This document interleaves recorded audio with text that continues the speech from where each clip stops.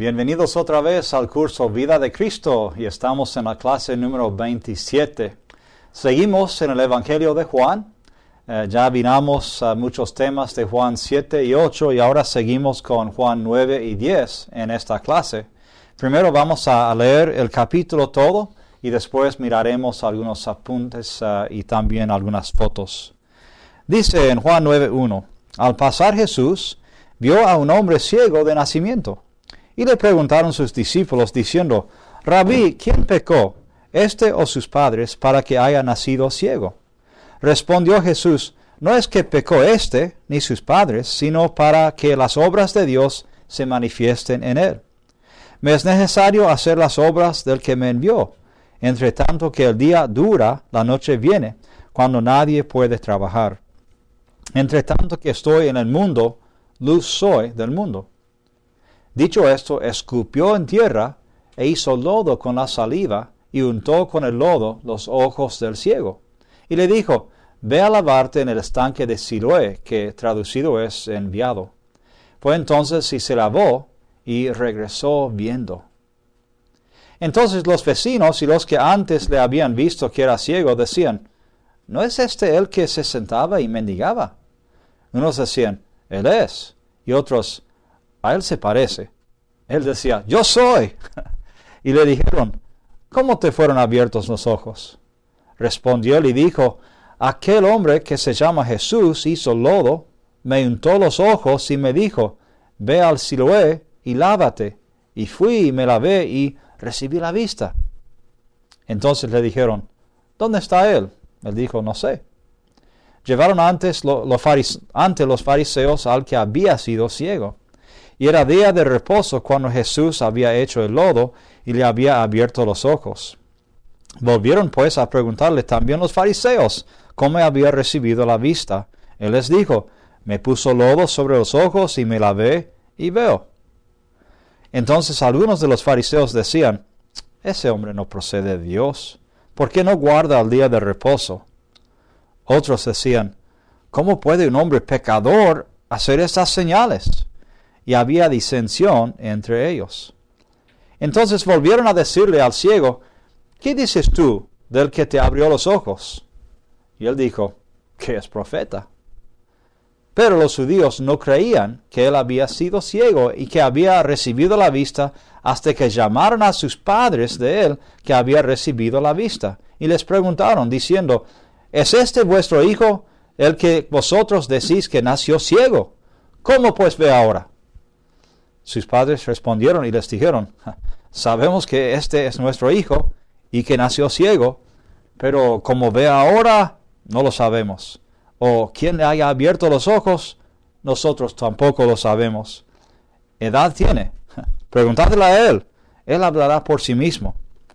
Esto dijeron sus padres porque tenían miedo de los judíos, por cuanto los judíos ya habían acordado que si alguno confesase que Jesús era el Mesías, fuera expulsado de la sinagoga. Por eso dijeron sus padres, ¿edad tiene? Preguntadle a él. Entonces volvieron a llamar al hombre que había sido ciego y le dijeron, da gloria a Dios, nosotros sabemos que ese hombre es pecador. Entonces él respondió y dijo, si es pecador no lo sé. Una cosa sé, que habiendo yo sido ciego, ahora veo. Le volvieron a decir, ¿qué te hizo? ¿Cómo te abrió los ojos? Él les respondió, ya os lo he dicho, y no habéis querido oír. ¿Por qué lo queréis oír otra vez? ¿Queréis también vosotros haceros sus discípulos? Y le injuriaron y dijeron, tú eres su discípulo, pero nosotros discípulos de Moisés somos. Nosotros sabemos que Dios ha hablado a Moisés, pero respecto a ese, no sabemos de dónde sea. Respondió el hombre y les dijo, pues esto es lo maravilloso, que vosotros no sepáis de dónde sea, y a mí me abrió los ojos. Y sabemos que Dios no oye a los pecadores, pero si alguno es temeroso de Dios y hace su voluntad, a ese oye. Desde el principio no se ha oído decir que alguno abriese los ojos a uno que nació ciego. Si éste no viniera de Dios, nada podría hacer. Respondieron y le dijeron, tú naciste del todo en pecado y nos enseñas a nosotros. Y le expulsaron. Oyó Jesús que le habían expulsado y hallándole le dijo, ¿crees tú en el Hijo de Dios? Respondió él y dijo, ¿quién es, Señor, para que crea en él? Le dijo Jesús, pues le has visto, y el que habla contigo, él es. Y él dijo, creo, Señor, y le adoró. Dijo Jesús, para juicio he venido yo a este mundo, para que los que no ven, vean, y los que ven, sean cegados. Entonces algunos de los fariseos que estaban con él al oír esto le dijeron, ¿acaso nosotros somos también ciegos? Jesús les respondió, si fuerais ciegos, no tendríais pecado, mas ahora porque decís, vemos, vuestro pecado permanece. Me encanta esta historia. Hay tantas cosas para decir, cómo aprendió este joven, cómo respondió a todos, realmente nos da un excelente ejemplo. Quiero darles un poco de trasfondo, mostrándoles unas fotos y hablándoles de algunos detalles aquí. Vemos aquí una foto del túnel de Ezequías, ¿sí? Y digo esto porque está conectado con esta historia indirectamente. Cuando Ezequías era rey, en su tiempo, más o menos 700 y pico antes de Cristo, los asirios vinieron e iban a hacerle sitio a Jerusalén.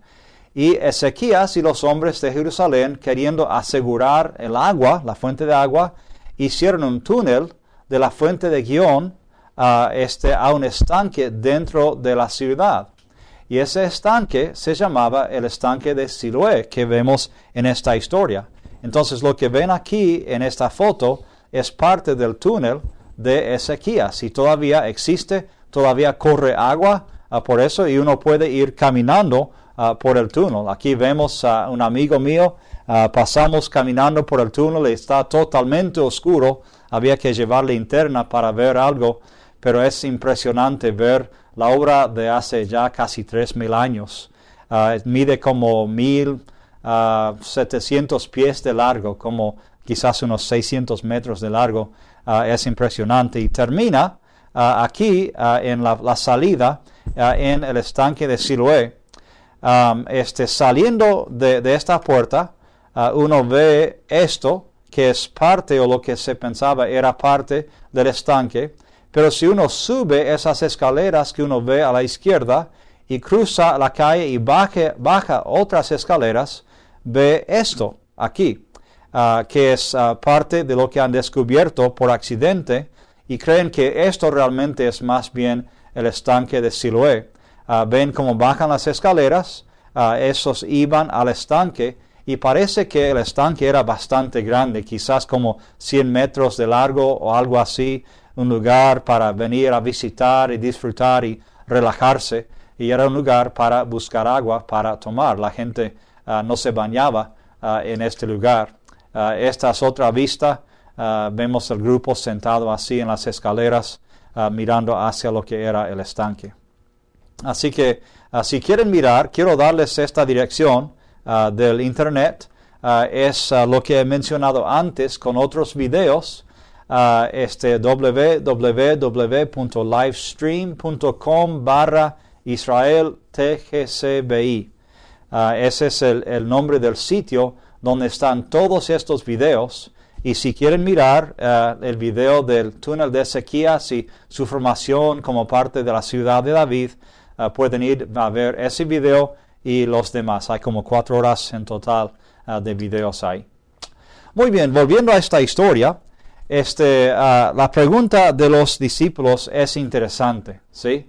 Porque ellos dan por sentado que existe algún pecado que resultó en la ceguera, los ojos ciegos de este hombre. Y quizás es algo que nosotros pensamos de vez en cuando algo ocurre o tenemos una tragedia, una catástrofe, quizás como terremotos o huracanes y la gente se siente castigada. Y la pregunta es, ¿por qué? ¿Quién me está castigando? ¿Por qué me está haciendo esto Dios? ¿Sí? Entonces la pregunta es natural, pero en este caso Cristo dice que es equivocada. ¿Sí? Cristo dice, ninguno de los dos, ni ni sus padres, sino esto ocurrió para que las obras de Dios se manifiesten en él. ¿Sí? Los propósitos de Dios a veces son el porqué de algo como sufrió este Señor. Dios puede tomar algo malo y manifestar su gloria a través de esa situación. Y aquí es el caso con este hombre. Nos hace reflexionar realmente en nuestros pensamientos acerca de Dios. Porque si pensamos que siempre cuando nos pasa algo malo es Dios castigándonos, eso revela que nuestra imagen de Dios no es muy bíblica, ¿sí? Porque Dios no es un Dios que busca castigar primero. De hecho, no quiere castigar nunca. Prefiere que la gente obedezca y así no tiene que castigar. Él quiere mostrar amor siempre y bendecir. Entonces, si vivimos temiendo o esperando el castigo de Dios, pues tenemos que volver a estudiar quién es Dios en la Biblia para cambiar esa imagen, porque Dios es un Dios de amor, Él es amor y es compasivo. Siloé, como dice aquí en esta historia, significa enviado. El hombre fue enviado por Jesús y Jesús fue enviado por Dios para hacer esto y para ser la luz del mundo, como dice. Y me encanta ver cómo el ciego, o ahora que el hombre que puede ver, como él da testimonio a todos en este capítulo, ¿sí? Él habla de su experiencia personal con Jesús y nadie puede discutirlo con él. Es lo que me gusta. Hoy en día hay muchos argumentos acerca de filosofía y religión y pasajes bíblicos y doctrinas, pero es muy difícil pelearse con alguien que ha tenido una experiencia genuina con Cristo, ¿sí? Es imposible, de hecho, ganar esa discusión, porque la persona dice, bueno, no sé nada de eso, pero lo único que sé es que era ciego y ahora veo, ¿sí? Podemos nosotros decir lo mismo y hacer lo mismo con la gente. Yo no soy experto en doctrinas, no soy experto en arqueología, no tengo las pruebas, ni puedo ganar argumentos, pero lo que sí sé es que Cristo hizo esto en mi vida. Es el argumento más eficaz, ¿sí? Y este hombre lo hace, comparte con todos en versículos 9, 11, 15, 17, 25, 27, 30 al 33, 36 y 38. Este hombre está dando testimonio de Cristo y lo que hizo Cristo con él y en él, ¿sí? Ahora, en versículo 16, el argumento de los fariseos es interesante. Dice, no procede este hombre de Dios porque no guarda el día de reposo, ¿sí? Ahora, la idea en sí es buena. Generalmente, un hombre de Dios, cuidadoso de la ley, va a guardar la ley, ¿sí? Entonces, está bien eso. La idea de lo que haría uno que procede de Dios no está mal. El caso es que en esta instancia no entienden quién es Cristo, ¿sí? Y no entienden que en algunos casos Él puede sanar en el día sábado porque está haciendo algo más grande que el día sábado mismo, ¿sí? Ahora, vemos a los padres del ciego también. Es interesante su reacción, ¿sí? Ellos saben que es milagro. No son como los fariseos que dudan. Ellos saben, dieron a luz a este chico y era ciego toda la vida. Sin duda es milagro. Pero lo interesante es que aun con ese milagro, mirándoles en la cara, ellos temen más a los judíos de lo que aman a Dios y a Jesús. Interesante eso. No están seguros de Jesús, quizás porque no han tenido una experiencia personal con Él como tuvo su hijo, ¿sí? Y después seguimos en la historia y siguen las discusiones y vemos el punto donde dice que en versículo 31, sabemos que Dios no oye a los pecadores, ¿sí? Y quizás esto viene de un proverbio. En Proverbios capítulo 15, Proverbios 15, versículo 29, vemos algo que quizás está usando este hombre como su texto, como su prueba. Dice, versículo 29, Jehová está lejos de los impíos, pero él oye la oración de los justos. ¿Sí? Y quizás estaban tomando este pasaje diciendo que Dios no escucha y punto a los pecadores. ¿Sí? Pero es obvio que Dios escucha a los pecadores. Hay tantos ejemplos en la Biblia donde habla de personas que son pecadores, están tremendamente metidos en situaciones pecaminosas y gritan a Dios, se arrepienten y Dios los escucha y los restaura. ¿Sí? Entonces Dios oye a los pecadores, pero ¿cuáles? Oye a los pecadores que quieren cambiar su vida, arrepentirse y volver a Él. Pero dice que no oye a los que son impíos, que rechazan a Dios. Él no les presta atención. ¿Sí? Pero si ellos se arrepientan, Dios sí lo acepta. ¿Sí? Y por supuesto Dios oye a los rectos. ¿Sí? En Santiago 5:16, la oración ferviente de un hombre recto sirve mucho. Bueno, eso sí es cierto. Y aquí al final de la historia, en 41, dicen, como decían que veían, eran culpables, pero si no hubieran visto, no serían culpables. Pues la pregunta es, ¿qué aprendemos de esta señal? Dijimos en clases anteriores que una señal no es la verdad misma, sino que apunta hacia una verdad, y en este caso apunta a Cristo. Otra vez, que Cristo es la luz del mundo. Que una experiencia personal con Cristo vale mucho, más que quizás cualquier otra prueba, y que si uno cree en Cristo, el resultado es la salvación, mientras que si uno no cree, termina como los fariseos aquí, acusados y ciegos todavía, y culpables por lo que han hecho o no han hecho. Bueno, quiero poner un poco de contexto aquí ahora, siguiendo a capítulo 10. Hay que recordar que empezando en capítulo 7 y siguiendo realmente hasta capítulo 11, partes de capítulo 11, tenemos la fiesta de los tabernáculos como contexto. ¿Sí? Era una de las más importantes de los judíos. Quizás Cristo nació en este mes, como miramos en la primera parte de las clases pasadas.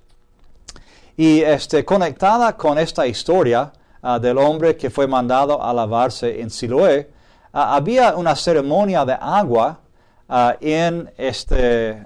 durante el tiempo de la fiesta de los tabernáculos. Se hacía una procesión junto al sacerdote, con él guiando hacia el estanque de Siloé, y ahí mismo el sacerdote ponía una jarra especial, quizás dorada, en el agua, y lo llenaba de agua para poder volver al templo, ¿sí? Y esta agua se llamaba agua viva, ¿sí? Porque el sacerdote tenía un propósito especial para eso. Entonces traían o llevaban esa agua otra vez al templo y la usaban en la ceremonia de la fiesta de tabernáculos, ¿sí? Ahí cerca del templo, en las cortes del templo, había antorchas enormes, vistas por toda la ciudad, ¿sí? Y entonces tenemos dos conexiones con las palabras de estos 4 capítulos, 7 al 10. Primero, el agua viva que se habló en capítulo 7, como el Espíritu, y después tenemos la referencia al estanque de Siloé, ¿sí? La participación en la ceremonia de agua viva, y después las antorchas mismas que proveen luz a toda la ciudad, nos hacen pensar en las palabras de Cristo 2 veces en 8 y 9, yo soy la luz que sale de la casa de Dios, ¿sí? Así que es muy interesante. Ahora quiero mostrarles una serie de fotos que tienen que ver con el templo.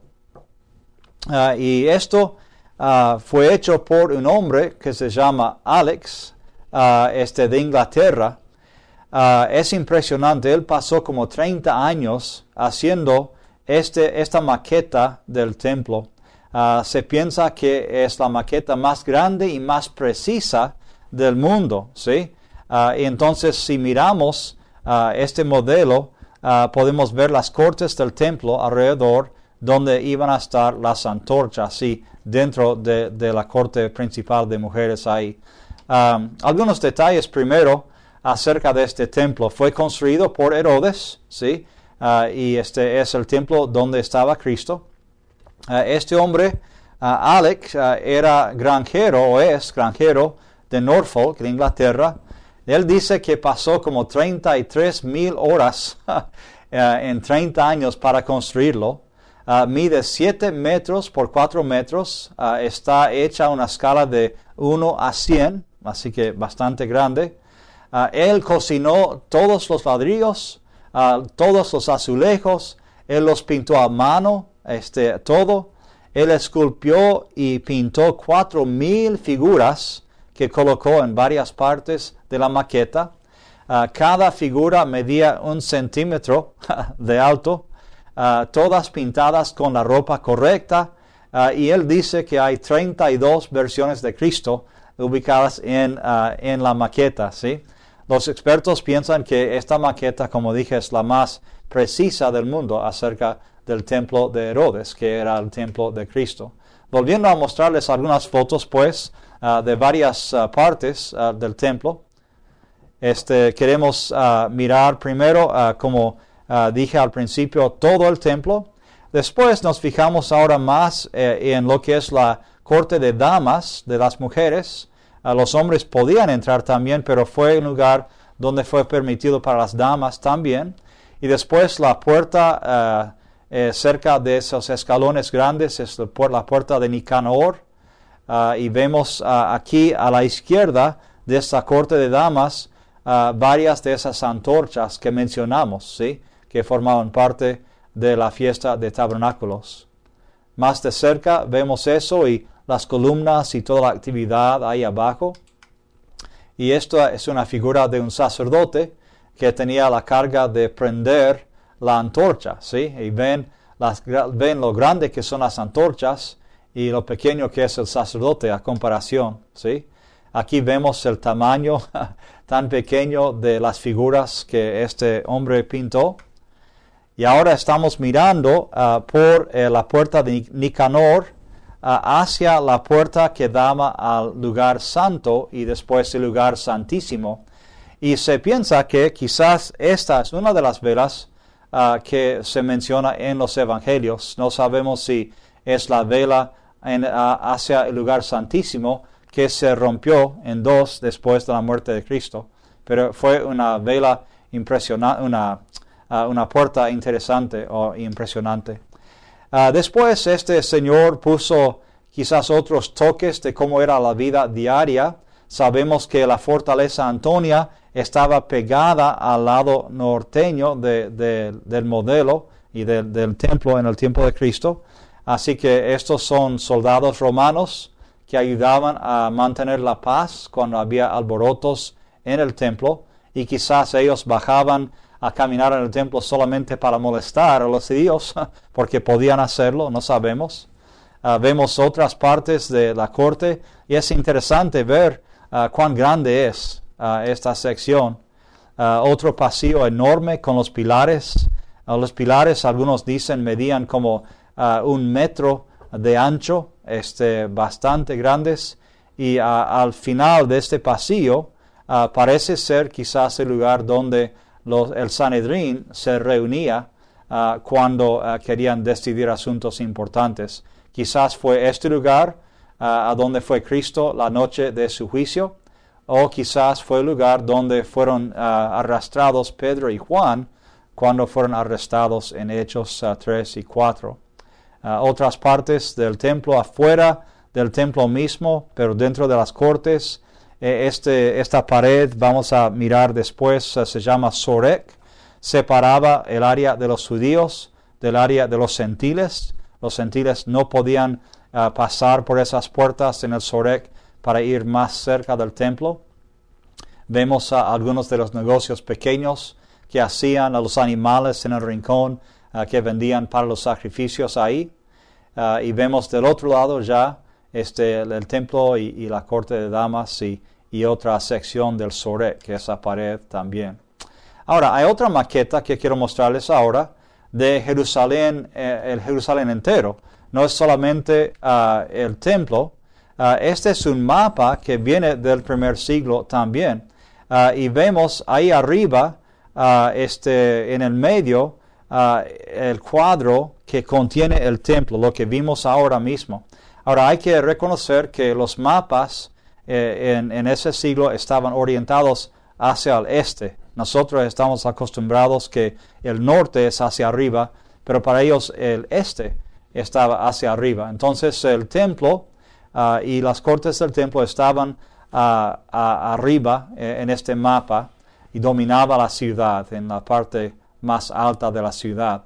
Ven ahora varios muros dentro de este mapa que detallaban los límites de la ciudad de Jerusalén en varias épocas, y todo el mapa representa Jerusalén en el tiempo de Cristo. ¿Okay? Vemos abajo, casi en el medio, varias torres que formaban parte del palacio de Herodes, y a la derecha también otra parte de ese palacio.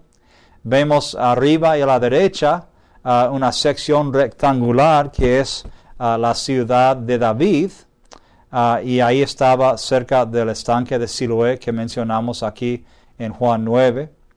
El templo en el medio, y a la izquierda del templo, más al norte del templo, la fortaleza Antonia que ya hemos mencionado, ¿sí? En otras secciones de la ciudad pues vivían los ricos y los pobres. Y ahora quiero mostrarles algunas secciones de la ciudad. Vemos que este es el templo representado en esta maqueta. Obviamente no tiene tanto detalle como la maqueta de Alec, pero es impresionante. Y vemos a la derecha las 4 torres de la fortaleza Antonia, y detrás de eso algunas casas donde vivían gente un poco más pudiente. A la izquierda, arriba, vemos algunas casas de la ciudad alta, y en el fondo apenas vemos algunas torres del palacio de Herodes.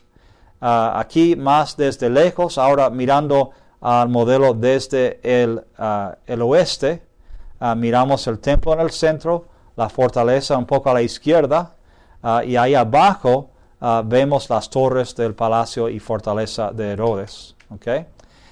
Esta sección vamos a mirar después, pero la muestro ahora por las dudas. Es donde piensan que era Calvario, Gólgota, donde fue crucificado Cristo, fuera del muro y cerca del templo, cerca del palacio de la fortaleza Antonia. Aquí vemos el palacio de Herodes en el centro de la foto, bien grande, no tan lejos del templo que vemos ahí arriba a la izquierda. Y en el medio de la foto arriba vemos el montecito, el Ofel, que era la ciudad de David. A la derecha y rodeando la ciudad de David son casas con techos grises, son las casas de los pobres, y los techos rojos representan las casas de los ricos o también edificios importantes de ese tiempo. Más de cerca ya vemos el palacio de Herodes y la fortaleza Antonia. Así que un poco de trasfondo les doy para que se ubiquen en el tiempo de Cristo, cómo era la ciudad y cómo relacionaba la geografía de Cristo en ese tiempo que se menciona en estos pasajes. Bueno, vamos a leer ahora capítulo 10 totalmente y después volvemos a destacar unos puntos. De cierto os digo, el que no entra por la puerta en el redil de las ovejas, sino que sube por otra parte, ese es ladrón y salteador. Mas el que entra por la puerta, el pastor de las ovejas es. A este abre el portero, y las ovejas oyen su voz, y a sus ovejas llama por nombre, y las saca. Y cuando ha sacado fuera, todas las propias va delante de ellas, y las ovejas le siguen porque conocen su voz. Mas al extraño no seguirán, sino huirán de él, porque no conocen la voz de los extraños. Esta alegoría les dijo Jesús, pero ellos no entendieron qué era lo que les decía. Volvió pues Jesús a decirles, de cierto os digo, Yo soy la puerta de las ovejas. Todos los que antes de mí vinieron, ladrones son y salteadores, pero no los oyeron las ovejas. Yo soy la puerta. El que por mí entrare será salvo, y entrará y saldrá y hallará pastos. El ladrón no viene sino para hurtar y matar y destruir. Yo he venido para que tengan vida, y para que la tengan en abundancia. Yo soy el buen pastor. El buen pastor su vida da por las ovejas. Mas el asalariado, el que no es el pastor, de quien no son propias las ovejas, ve venir al lobo y deja las ovejas y huye. Y el lobo arrebata las ovejas y las dispersa. Así que el asalariado huye porque es asalariado y no le importan las ovejas. Yo soy el buen pastor y conozco mis ovejas, y las mías me conocen. Así como el Padre me conoce y yo conozco al Padre, y pongo mi vida por las ovejas. También tengo otras ovejas que no son de este redil, aquellas también debo traer, y oirán mi voz, y habrá un rebaño y un pastor. Por eso me ama el Padre, porque yo pongo mi vida para volverla a tomar. Nadie me la quita, sino que yo de mí mismo la pongo. Tengo poder para ponerla, y tengo poder para volverla a tomar. Este mandamiento recibí de mi Padre. Volvió a haber disensión entre los judíos por estas palabras. Muchos de ellos decían, demonio tiene, y está fuera de sí, ¿por qué le oís? Decían otros, estas palabras no son de endemoniado. ¿Puede acaso el demonio abrir los ojos de los ciegos? Celebrase en Jerusalén la fiesta de la dedicación. Era invierno y Jesús andaba en el templo por el pórtico de Salomón. Y le rodearon los judíos y le dijeron, ¿hasta cuándo nos turbarás el alma? Si tú eres el Cristo, dínoslo abiertamente. Jesús les respondió, os lo he dicho, y no creéis. Las obras que yo hago en nombre de mi Padre, ellas dan testimonio de mí. Pero vosotros no creéis, porque no sois de mis ovejas, como os he dicho. Mis ovejas oyen mi voz, y yo las conozco y me siguen, y yo les doy vida eterna, y no perecerán jamás, ni nadie las arrebatará de mi mano. Mi Padre que me las dio es mayor que todos, y nadie las puede arrebatar de la mano de mi Padre. Yo y el Padre uno somos. Entonces los judíos volvieron a tomar piedras para apedrearle. Jesús les respondió, muchas buenas obras os he mostrado de mi Padre. ¿Por cuál de ellas me apedreáis? Le respondieron los judíos diciendo, por buena obra no te apedreamos, sino por la blasfemia, porque tú, siendo hombre, te haces Dios. Jesús les respondió, ¿no está escrito en vuestra ley, yo dije, dioses sois? Si llamó dioses a aquellos a quienes vino la palabra de Dios, y la escritura no puede ser quebrantada, al que el Padre santificó y envió al mundo, vosotros decís, ¿tú blasfemas? Porque dije, Hijo de Dios soy. Si no hago las obras de mi Padre, no me creáis. Mas si las hago, aunque no me creáis a mí, creed a las obras, para que conozcáis y creáis que el Padre está en mí y yo en mi Padre. Procuraron otra vez prenderle, pero él se escapó de sus manos. Y él se fue de nuevo al otro lado del Jordán, al lugar donde primero había estado bautizando Juan, y se quedó allí. Y muchos venían a él y decían, Juan, a la verdad, ninguna señal hizo, pero todo lo que Juan dijo de éste era la verdad. Y muchos creyeron en él ahí.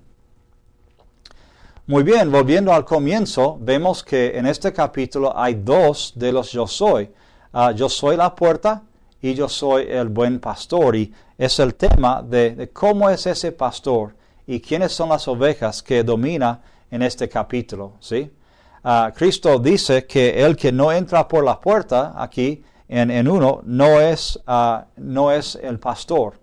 Y quizás nos hace pensar en lo que va a decir después en 14:6, donde dice, yo soy el camino. El que no entra por mí, pues, entonces no sería el pastor, no sería cierto. El que sí entra por la puerta es el pastor, el que tiene el derecho de estar ahí.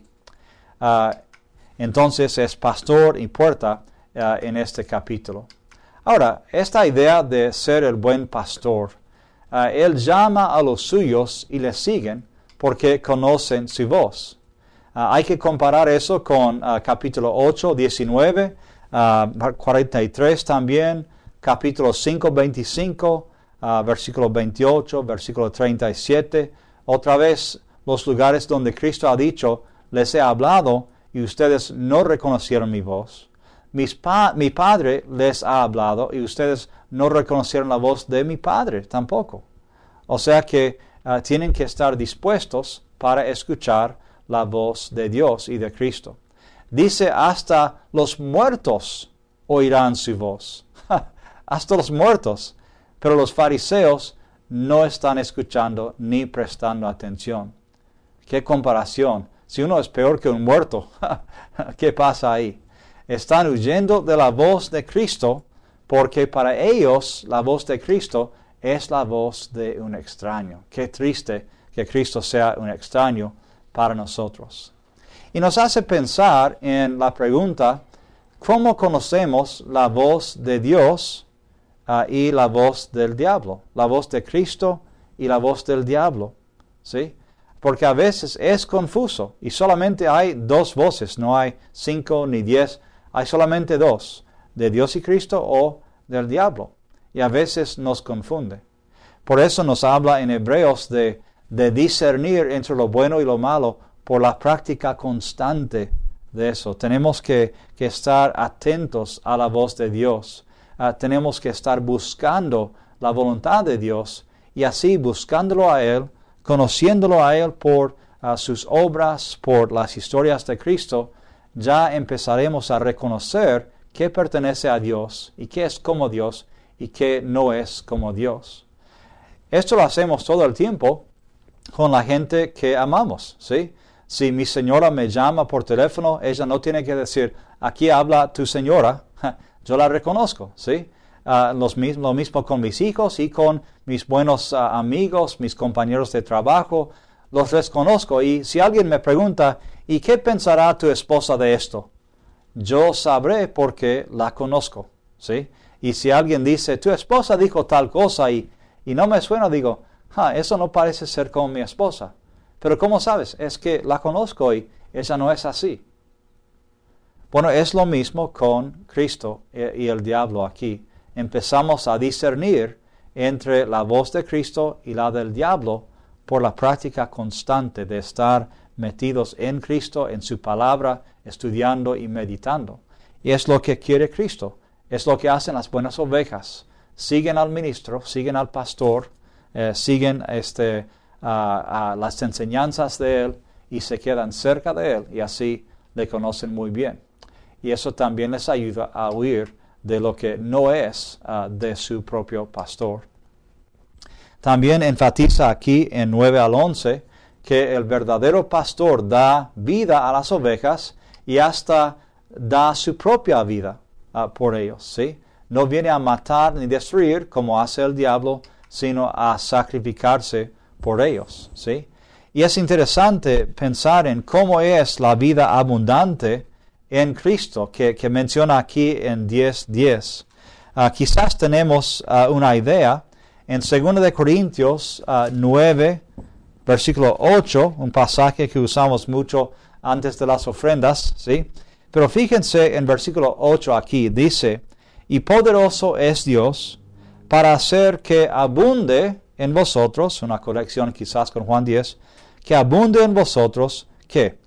Toda gracia, a fin de que, teniendo siempre, en todas las cosas, todo lo suficiente, abundéis para toda buena obra. Es un versículo lleno de abundancia. Según esto, tenemos toda gracia, toda cosa necesaria, nos abunda todo en Cristo, ¿sí? Esa es la vida abundante que Cristo quiere ofrecernos como nuestro pastor, ¿sí? Y dice que al contrario, el que es asalariado huye y no ofrece su vida hasta viene a destruir porque no tiene ese compromiso, ¿sí? Hay que pensar entonces en la iglesia, el contexto de los ministros y los miembros, cuáles son las acciones de un líder de Dios que lo marcan como pastor verdadero. ¿Cuáles son las actitudes que debería tener hacia Dios y hacia las ovejas? Yo creo que aquí podemos volver a las palabras de Cristo en Mateo 7, que dice que los frutos indican qué tipo de pastor o líder es. ¿Sí? Si el líder de la iglesia busca sus propios fines y no los de la iglesia, no es verdadero pastor. Si el líder de la iglesia, el ministro, abusa de las ovejas, no es buen pastor. Si el líder de la iglesia engaña las ovejas y los miembros de la iglesia, no es buen pastor. O sea, podemos mirar los frutos y las actitudes del ministro y ver si es verdadero pastor o no. Y las ovejas, en este caso en la iglesia, no son tontas para nada. Son inteligentes, también tienen su propia relación con Cristo y con Dios y pueden discernir quiénes son los verdaderos líderes y pastores ahí. Y tal como hay verdaderos atributos de pastores, también los hay de ladrones. Y sería bueno siempre practicar este discernimiento para poder salvarnos uno al otro, ¿sí? Ayudarnos a seguir al pastor verdadero, que es Cristo, y después los líderes verdaderos en la iglesia. Dice algo llamativo Cristo en versículo 16. Dice, también tengo otras ovejas que no son de este redil, aquellas también debo traer, y oirán mi voz, y habrá un rebaño y un pastor. ¿Sí? Interesante, ¿sí? Que habrá un rebaño, un redil, un pastor. ¿Qué quiere decir esto, Cristo, con esto? ¿Qué quiere decir acerca de la iglesia? ¿Quiénes son los miembros de la iglesia? Yo crecí en un ambiente bastante protegido, bastante quizás cerrado, y había mucha sospecha acerca de los que no formaban parte de nuestra congregación y a veces la iglesia de Cristo en sí, ¿sí? Y yo me acuerdo de sermones que daban, decían cosas como si uno no es miembro de la iglesia de Cristo, como nuestro grupo aquí en esta ciudad, pues va al infierno. Y yo escuchaba muchos sermones condenando a mucha gente al infierno, ¿sí? ¿Será que Cristo aquí está diciendo que hay personas que van al cielo que no son de nuestro grupo religioso, que conocemos aquí? ¿Qué significa esta parte aquí? Les doy un pequeño examen, pues. Quiero que contesten verdadero o falso a estas frases, ¿ok? Número 1. Todos los que no forman parte de la iglesia de Cristo van al infierno. ¿Verdadero o falso? Todos los que no forman parte de la iglesia de Cristo van al infierno. ¿Ok? ¿Han contestado? Bueno, segundo.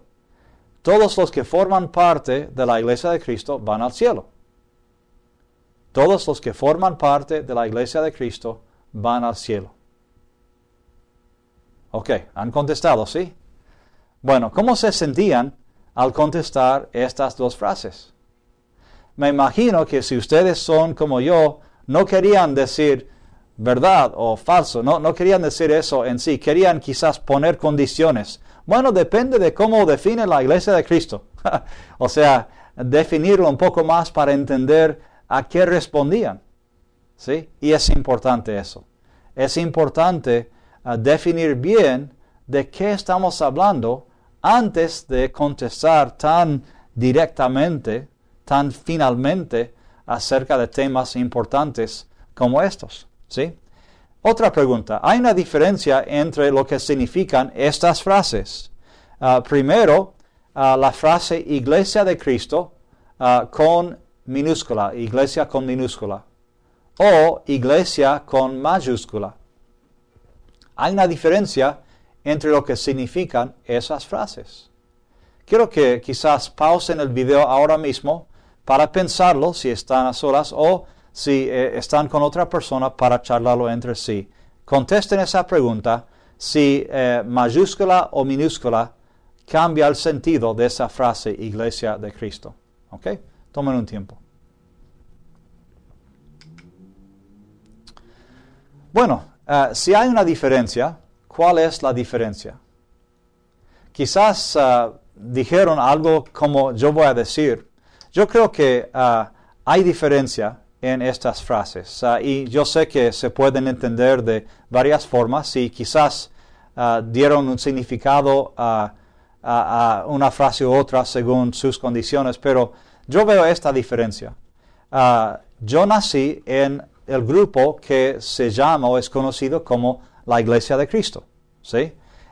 Con mayúscula. Yo diría que esa frase sería con mayúscula, como hablamos de los bautistas, los católicos, otros grupos. La gente del mundo nos conocía como Iglesia de Cristo, con mayúscula, con la I. Pero creo que la Biblia habla de un grupo que se llama la Iglesia de Cristo. Y es el grupo de todos los que pertenecen a la Iglesia de Cristo, la Iglesia que le pertenece a Cristo. Los que siguen a Cristo, los que obedecen totalmente a Cristo, los que tienen la palabra como la autoridad en sus vidas, los que aman a Jesucristo. Él es su Señor, Él es soberano en sus vidas.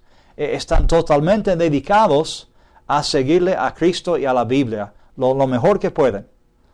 En la Biblia, esa es la Iglesia de Cristo, con minúscula quizás, ¿sí? Y yo creo que es posible que haya gente fuera de la Iglesia mayúscula de Cristo que forman parte de la Iglesia minúscula de Cristo. Espero que tenga sentido eso, ¿sí? O sea que voy a este punto, que a veces juzgamos, hasta condenamos a las personas que no pertenecen a nuestro grupito. Cuando Cristo quizás daría una interpretación mucho más abierta a cuáles son sus ovejas. Tengo ovejas que no son de este rebaño, voy a ir a traerlos, ¿sí? Y seré el pastor de todos ellos. Yo creo que quizás usamos un ejemplo aquí de una casa. Cuando vemos una casa para comprarla, o cuando estamos tratando de remodelar o reformar, refaccionar una casa, hay diferentes tipos de errores que nos ayudan a decidir si queremos seguir o comprando o remodelando, ¿sí? Si hay errores o fallas en los cimientos de la casa, ¿sí? La fundación de la casa, eso nos para y nos hace preguntar si queremos seguir con la compra o con la remodelación, porque son bastante graves, ¿sí? Que pueden hacer caer la casa si algo cambia, ¿sí? Entonces, generalmente, si vemos errores o fallas en los cimientos de la casa, diríamos, no queremos esa casa, mejor buscar otra, ¿ok? Ahora, entrando pues a la casa, vemos errores o fallas en la estructura principal, quizás como de paredes o del techo, quizás hay agujeros o quizás falta parte de una pared. Y eso también son problemas bastante serios, pero no son el mismo tipo de problema que el problema del cimiento, ¿sí? De los cimientos. Y después quizás los cimientos están bien y las paredes y el techo están bien, pero vemos que aquí hay una ventana quebrada. O quizás hay un golpe en una pared aquí que dejó una marca. Y son más bien fallas cosméticas, ¿sí? Diferentes tipos de errores o fallas. Y quiero sugerirles que quizás es lo mismo en la iglesia, que hay fallas diferentes de importancia distinta, ¿sí? Y según el tipo de falla, eso nos ayuda a determinar si queremos pertenecer a esa iglesia o no, ¿sí? Y hay que diferenciar entre los diferentes tipos de fallas. Si una iglesia canta una canción que no me gusta, es una falla cosmética, ¿sí? Si no me gusta la organización que tienen para servir la cena del Señor, es una falla cosmética, o quizás ni es falla, quizás es mi opinión. Entonces, esas cosas no deberían hacernos decidir que no participaremos más en esa iglesia o que no iremos a esa iglesia. En cambio, Si una iglesia predica el domingo que Jesucristo es buen hombre, pero no es hijo de Dios, es falla de cimiento. Y yo no quiero ir a esa iglesia, porque va en contra de la Biblia directamente y es algo fundamental de la fe cristiana. Si una iglesia dice que realmente no importa que si Cristo resucitó de los muertos físicamente o solamente espiritualmente, era buen hombre, buen ministro, buen pastor, pues tengo serios problemas con esa enseñanza, porque la resurrección, según Pablo, es clave para la fe. Es error de cimiento, ¿sí? Así que si hay iglesias con errores de cimientos, mejor no participo, no pertenezco a esas iglesias. Pero si hay iglesias con fallas cosméticas, pues esas cosas podemos hablar y cambiar y no tienen que afectarme la hermandad o la salvación. Y por supuesto las fallas en el medio que tienen que ver con cosas que pueden ser bastante serias, pero no quizás son asuntos de salvación. Eso sí, podemos hablar, pero no necesariamente determinan si esa iglesia es buena o mala. Yo creo que aquí en el contexto del ministerio, hoy en día tenemos que discernir así entre las iglesias, ver quiénes están siguiendo a Cristo, ¿sí? Quiénes están siguiendo la palabra. Y si están dedicándose totalmente a Cristo y a su palabra, obedeciéndolo lo mejor que puedan, yo creo que Cristo diría, esas son mis ovejas, ¿sí? Y formarán parte de mi rebaño y yo seré su pastor. Debemos tener mucho cuidado, pues, cuando rechazamos a otros, cuando los condenamos o los apartamos, porque quizás estamos condenando o apartando a personas que Cristo ya ha aceptado y estamos en peligro si hacemos así. Que el Señor nos dé sabiduría para manejar estos temas y que seamos como Cristo en aceptar a los demás y ser fiel a Él. Que el Señor los bendiga.